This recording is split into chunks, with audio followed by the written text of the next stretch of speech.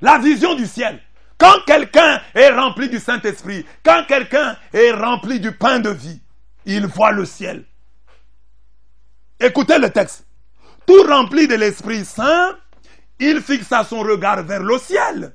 Il vit alors la gloire de Dieu et Jésus debout à la droite de Dieu. Ah, dit-il, je vois les cieux ouverts et le Fils de l'homme debout à la droite de Dieu. Jetant alors des grands cris, ils se bouchèrent les oreilles et comme un seul homme se précipitèrent sur lui. Actes des apôtres 7, 55 à 57. Quand on le juge, sentant sa mort prochaine, Étienne a une vision du ciel. Vision du ciel. Il voit le ciel.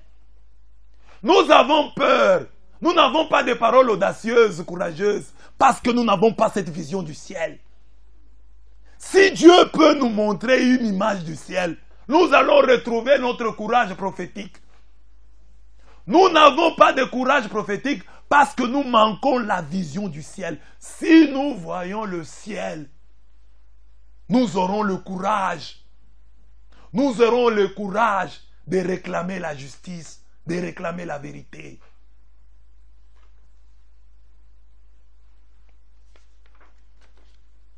La santé de fer que nous avons grâce à l'esprit et au pain de vie nous ouvre les yeux et fixe notre regard vers le ciel. Comme chrétiens, nous devons savoir que chaque fois que nous sommes persécutés, pour le nom de Jésus, pour la justice, pour la vérité, Jésus se tient debout. Lui qui est assis à la droite du Père. Parce que le credo dit, il est assis à la droite du Père. Mais qu'est-ce qu'Étienne voit? Étienne le voit debout. C'est que quand on touche aux martyrs, aux témoins de Jésus, Jésus qui était assis se tient debout. Il y a des fois, il se tient debout pour sauver. C'est ainsi que des gens comme Papa Étienne Tshisekedi, aujourd'hui nous parlons de la mort d'Étienne. Papa Étienne Tshisekedi, comment est-ce que le pouvoir de Mobutu n'a pas pu les tuer? Nous pensons, nous croyons que chaque fois qu'on voulait le toucher, il y a quelqu'un qui se mettait debout. Les martyrs aussi sont protégés par Dieu. Il y a des gens qui disent la vérité et qui ne meurent pas. Ils mourront autrement. Ils pourront mourir de vieillesse. Ils pourront mourir, vivre le martyre blanc. Mais les martyrs rouges, ils ne les vivront jamais parce que Dieu les protège. Il y a des prophètes qui sont morts, vieux, mais qui ont été des martyrs blancs. Que cela nous interpelle. Et vous qui voyez les gens qui disent la vérité et qui voulaient leur faire du mal, souvenez-vous de ce texte, que quand on a touché Étienne, le Christ s'est mis debout, lui qui est assis à la droite. Il se met aussi debout, non pas seulement pour que ton film se termine bien, il se met debout, sachant que le film se terminera mal. Mal aux yeux des hommes, aux yeux du monde. Alors là, il se lève pourquoi? Pour te donner la force. Pour te donner la force. Tu as déjà l'esprit de vie en toi. Tu as déjà le pain de vie en toi. Mais Jésus se tient encore debout. Quand on veut te toucher, quand on veut te faire du mal, et là, il te donne une paix extraordinaire, un courage extraordinaire. Il te donne la paix de Dieu qui surpasse toute intelligence. La paix de Dieu dont parle Saint Paul dans Philippiens 4, 17. Il dit, la paix de Dieu qui surpasse toute intelligence gardera vos cœurs et vos pensées en Christ Jésus. C'est ça qui étonne, hein, que du temps des martyrs, au temps dans la Rome païenne, quand on les jetait dans l'arène, quand on les jetait aux bêtes, pour que les bêtes puissent les dévorer. Les chrétiens chantaient. Quand on les jetait dans le feu, comme Shadrach, Meshach, Abednego, ils chantaient dans le feu. La paix de Dieu qui surpasse toute intelligence. C'est-à-dire une paix que le monde ne peut pas comprendre. Une paix qui dépasse la compréhension, l'entendement humain. Dans cette situation, comment quelqu'un peut-il chanter? Il chantait. Brûlé vif, il chantait. Pourquoi? Parce que Jésus s'était mis debout. Ce texte nous rappelle Shadrach, Meshach et Abednego dans le feu. On a vu le surgissement du quatrième homme. Il y avait le quatrième homme dans le feu. Et le feu ne leur a rien fait pour eux. Mais il y a des cas où Jésus se tient debout et il te donne seulement la force. Mais tu meurs. Mais je vais dire le troisième point. Mais ta mort dépasse plusieurs vies humaines. Ta mort devient plus féconde et plus fécondante que la vie de plusieurs. Parce que tu meurs en Christ. Regardez, Étienne, on le lapide. Étienne faisait cette invocation, lapidé. Il a la force de prier. Il dit, Seigneur Jésus, reçois mon esprit. Lapidé. Il prie. Toi, tu as des difficultés pour prier. Est-ce que tu es lapidé? Lui est lapidé. Il a des blessures. Il a mal partout. Mais il a le courage de prier, d'ouvrir sa bouche pour prier. Et il ne s'arrête pas là. Puis il fléchit les genoux et dit, dans un grand cri, toi tu n'es pas lapidé, hein? Tu as des difficultés pour te mettre à genoux. Mais lui, lapidé, on lui jette des pierres. Ce n'est pas encore fini. La force qui lui reste, il la consacre à la génuflexion. Il se met à genoux. La force qui lui reste lui sert à pousser un grand cri. Non pour demander la mort de ses ennemis, mais pour implorer le pardon de leurs péchés. Regardez comment meurent les vrais chrétiens, en pardonnant. Ils meurent comme Jésus. Jésus sur la croix. Au fort de sa souffrance, quand le sang giclait de tout son corps, Jésus a dit, Père, pardonne-leur, car ils ne savent pas ce qu'ils font.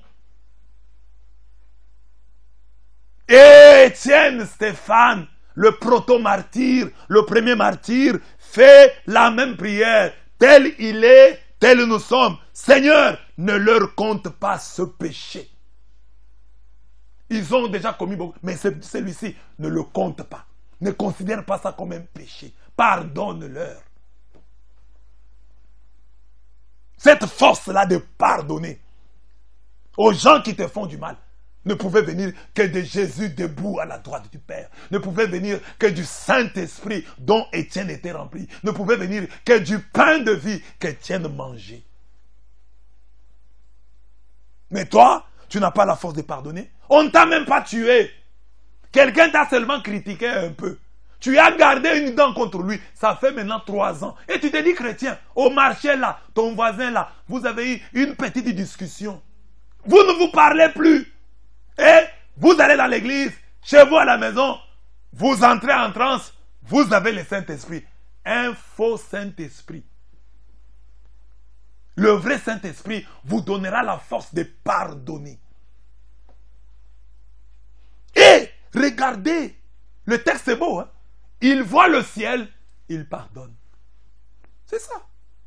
Si tu sais que c'est lui qui te chasse du travail, c'est pour que tu puisses avoir un meilleur travail, un meilleur emploi. Mais tu lui pardonnes facilement. Parce que tu sais que Dieu va l'utiliser.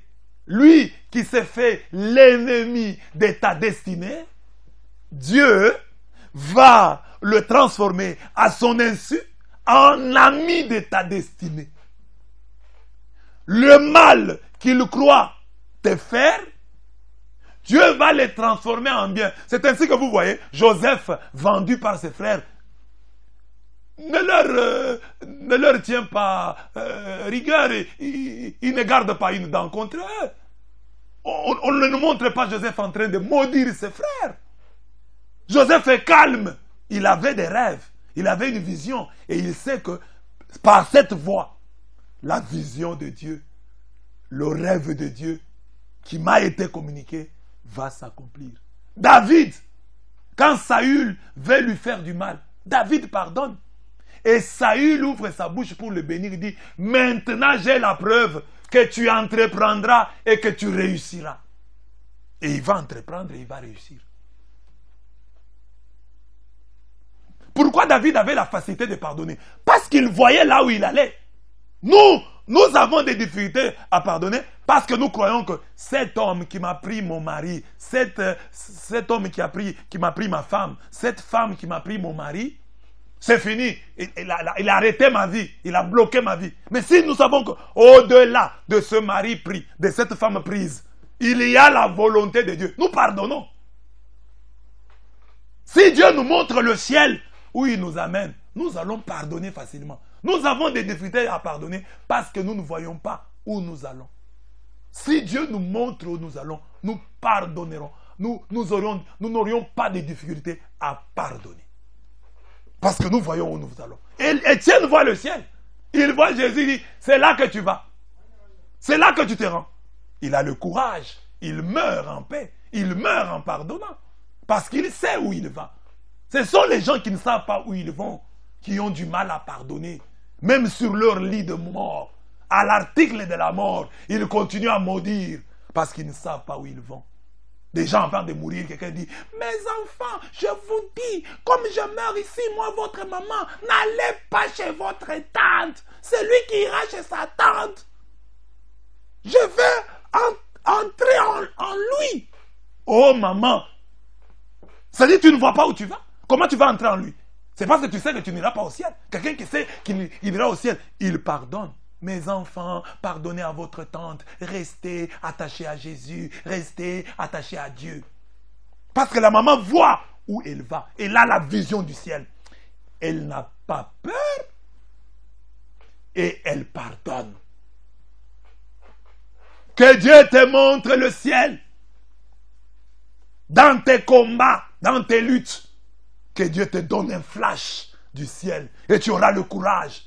Le courage de parler, le courage de persévérer, mais aussi le courage de pardonner. Il vient de la vision du ciel. Que Dieu te montre le ciel. Qu'il te montre qu'il n'y a pas de commune mesure entre les souffrances du temps présent et la gloire qui va se révéler. Que les cieux s'ouvrent. Que tu vois le ciel et que tu retrouves ton courage. Que tu vois le ciel et que tu pardonnes. Et que tu vives Romains 12, 17 à 21. Ne te laisse pas vaincre par le mal, mais surmonte le mal par le bien. Ne te venge pas. Ne rends pas le mal pour le mal. Tu manges le Christ, ressemble au Christ. Étienne a mangé le Christ. Étienne avait l'esprit de Jésus. Étienne a agi comme Jésus. Étienne a pardonné comme Jésus. Étienne a persévéré comme Jésus. Parce qu'il avait l'esprit de Jésus, parce qu'il mangeait le pain de vie que Jésus, et parce que Jésus s'est tenu debout quand il était accusé injustement. Vous tous qui êtes accusés injustement, que Jésus se lève. Que Jésus se lève pour vous donner la force et pour vous préserver du mal.